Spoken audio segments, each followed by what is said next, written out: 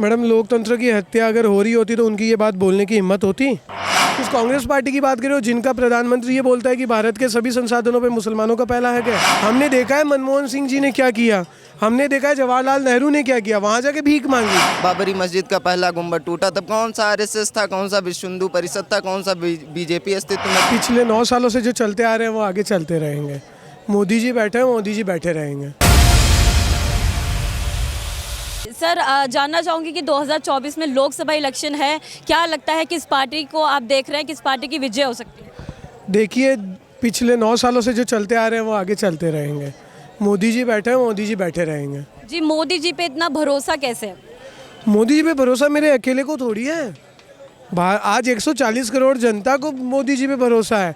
और आज तो हकीकत बात करें कि मोदी जी पे इसलिए भरोसा है क्योंकि अब केवल भारत की जनता नहीं, आज पूरा विश्व उन पे भरोसा करता है। आज दुनिया की जो सुपर पावर्स है वो भी भारत पे भरोसा करती है और भारत के नेतृत्व पे भरोसा करते हैं, जो नेतृत्व मोदी जी का है। मोदी जी ने क्या नहीं दिया भारत को? हमें एक उस कालखंड से बाहर निकाल के फेंक दिया जिस कालखंड में भारत के ऊपर कुछ भी छोटी सी बात हो जाती तो भारत यूएन में जाके भीख मांगने लग जाता था।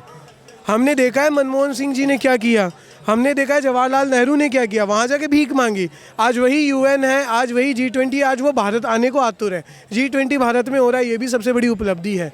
ये है क्यों? क्योंकि आज कहीं ना कहीं भारत का शायद नेतृत्व ऐसा है कि दुनिया ये चाहती है कि भारत है जो दुनिया का नेतृत्व करे कहीं ना कहीं। तो वो पावर तो मोदी जी में है ना।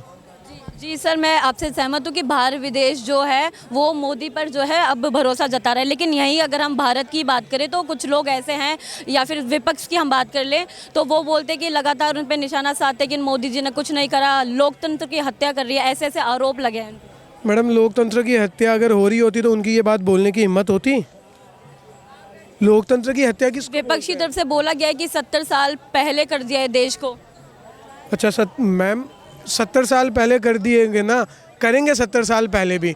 आप कुछ साल रुकिए, मोदी जी को वापस लाइए। 70 साल पहले भी भारत जाएगा, वो पाकिस्तान भी भारत में मिलेगा जो 70 साल पहले भारत का हिस्सा था। वो 70 साल पहले का भारत सबको चाहिए और उनको डर ही वही लग रहा है कि कहीं वो ना हो जाए।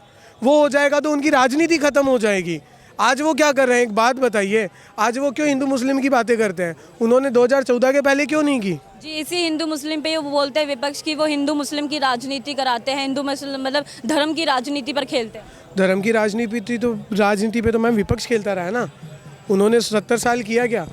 मुस्लिम किया। अभी वो एक बंदा आके हिंदू मुस्लिम कर रहा है, राजनीति के लिए नहीं, एक मुस्लिम करना, एक हिंदू मुस्लिम करना कि हाँ हिंदू भी है, यहाँ हिंदुओं का भी अस्तित्व है। आप किन विपक्षियों की बात कर रहे हो? उस कांग्रेस पार्टी की बात कर रहे हो जिनका प्रधानमंत्री ये बोलता है कि भारत के सभी संसाधनों पे मुसलमानों का पहला हक है। हमें मुसलमानों से दिक्कत नहीं है, वो भी हमारे भाई हैं। लेकिन एक बात बताइए, पहला हक उनका है तो हिंदू कहाँ जाएंगे? ये मदनी जी का आप बता रहे हैं कि जी नहीं, मदनी जी का नहीं, भारत के प्रधानमंत्री मनमोहन सिंह ने ऑफिशियली स्टेटमेंट दिया था प्रधानमंत्री रहते हुए। तो मैम, ऐसा भारत किसको चाहिए? क्या ये भारत, ऐसे भारत को दुनिया स्वीकार कर सकेगी? हमारे साथ अभी कुछ और लोग भी हैं। सर, आप बताइए, 2024 में लोकसभा इलेक्शन है, समय बेहद नज़दीक है, क्या लगता है 2024 में किसकी सरकार बनती है? ओनली मोदी जी। मोदी ही क्यों सर? मोदी से बढ़िया कोई काम ही नहीं कर रहा। क्या काम है सर जो मोदी जी के आपको इतने पसंद आए? यूपी में चले जाओ आप, मुसलमानों तक को घर दिए हैं योगी जी ने, और इतने नए नई योजना ला। फिर भी विपक्ष बोलता है कि वो हिंदू मुस्लिम की राजनीति करते हैं, धर्म की राजनीति करते हैं। वो उनको लगेगा ही, क्योंकि वो मोदी गवर्नमेंट से अपोजिट है। वो उनको फ्री की सब चीज़ें चाहिए, वो उन्हें दंगे चाहिए, पत्थरबाजी चाहिए, जो मोदी गवर्नमेंट में वो कर नहीं सकते। आप बताइए सर, क्या लगता है 2024 में कौन और किसकी सरकार? देखिए मैम, ये ऐसे कहा नहीं जा सकता क्योंकि मैम समय है, समय के गर्भ में बहुत सारे आश्चर्य छुपे हुए हैं।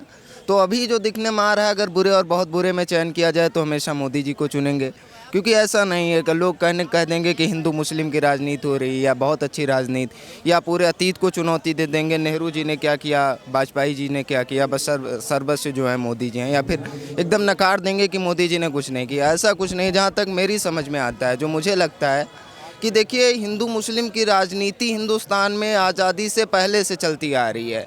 जब आज़ादी नहीं था, कह रहे हैं मोदी जी हिंदुओं के लिए बहुत कुछ किए, या फिर मोदी जी हैं तो हिंदू सुरक्षित न है, नहीं तो हिंदू रहते ही नहीं। तो मैम मैं तो कहूँगा कि 1855 में जब बाबरी मस्जिद का पहला गुंबद टूटा तब कौन सा आरएसएस था, कौन सा विश्व हिंदू परिषद था, कौन सा बीजेपी अस्तित्व में था, या 1933 में जब फिर से दोबारा वो हुआ फिर कौन सा आरएसएस विश्व हिंदू परिषद था। तो हमारी एक वो हो गई है कि हम वे हिंदू देश बनाएंगे या फिर मुस्लिम देश बनाएंगे। ये हिंदू मुस्लिम आपसी जो रंजिश है मैम, ये सदियों से चलती आ रही है, चलती रहेगी। बाकी अगर बात की जाए विकास की तो हाँ बेशक जो है विकल्पहीन है मोदी जी। मुझे नहीं लगता प्रधानमंत्री पद का कोई अन्य दावेदार है जो मोदी जी के सामने हो सके, या मतलब जिसको हम सोच सकें कि ये मोदी जी के तरह या फिर उनकी विचारशीलता उसकी जो है मोदी जी के समक्ष उसकी कुछ वो रख सकती है। क्योंकि राहुल गांधी जी का क्या है मैम, मुझे पहले तो कुछ ठीक था, चलिए मैं अक्सर देखा करता था कि, लेकिन वो इंग्लैंड में जाके कह रहे हैं कि लोकतंत्र की हत्या हो रही है, ये हो रहा है, वो हो रहा है। तो मुझे बड़ा आश्चर्य हुआ। अच्छा, एक सवाल मेरे भी मन में आया कि अगर मान लीजिए लोकतंत्र की हत्या हो रही है, 1975 का आप सबको याद होगा जो मतलब ये इमरजेंसी देश में लगा। 1975 में जब देश में इमरजेंसी लगा तो एक बहुत विकराल वो था कि मतलब अगर न्यूज़पेपर प्रकाशित करना होता था तो इंदिरा जी के घर में जाके न्यूज़पेपर की हेडिंग देनी होती थी कि ये लिखा जाएगा। उस टाइम लोकतंत्र की हत्या नहीं हो रही थी। आज उनके नाती पोते जाके, उनके बच्चे जाके विदेश में कह रहे हैं लोकतंत्र की हत्या हो रही है। और लोकतंत्र की हत्या ऐसे हो रही है कि आप देखिए, राज्यसभा का मैं एक भाषण देख रहा था, कांग्रेस के कोई प्रवक्ता थे, मुझे ठीक नाम नहीं याद आ रहा है, वो मोदी जी के माता जी को लेके अब जो है अभद्र टिप्पणियाँ कर रहे थे, मोदी जी के पिताजी को लेके अभद्र टिप्पणियाँ कर रहे थे।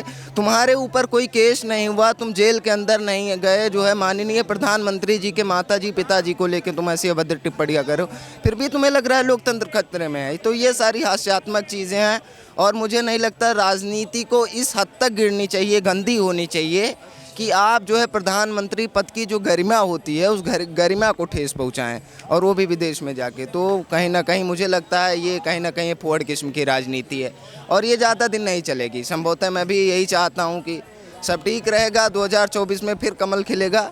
और चूंकि कारण बस यही है कि विकल्पहीन है मोदी जी, सामने कोई विकल्प नहीं है प्रधानमंत्री पद का। तो मतलब आपके हिसाब से कोई विपक्ष नहीं है? बिल्कुल मैम, कोई नहीं है। विपक्ष का मतलब ऐसा होना चाहिए कि जैसे इंदिरा जी के सामने जो है जेपी नारायण जी थे, विपक्ष था कि लगता था कि हाँ हम कुछ कर सकते थे, और इतना सक्रिय विपक्ष था। मतलब आपको क्या लगता है जो कांग्रेस है वो बिल्कुल सक्षम नहीं है कि वो टक्कर दे पाए 24 में? बिल्कुल मैम, उनके क्या है ना कि कांग्रेस में आप देखिए उनकी जब शब्द शैली जो होती है, आप जिस देश के प्रधानमंत्री पद का दावा कर रहे हैं प्रधानमंत्री बनने का, आपके अंदर ये समझ नहीं है कि प्रधानमंत्री पद की या देश की गरिमा को समझें। आप दूसरे देश में जाके, फिर मैं वही बात दोहराता हूँ कि आप राष्ट्र को लेके ऐसे जो है फर्जी भाषण दे रहे हो, भाषणबाजी कर रहे हो, मतलब जिसका कोई जड़ और कोई सिर ही नहीं है। ऐसी बातें करेंगे तो कौन आपको पसंद करेगा, कौन आपको सपोर्ट करेगा?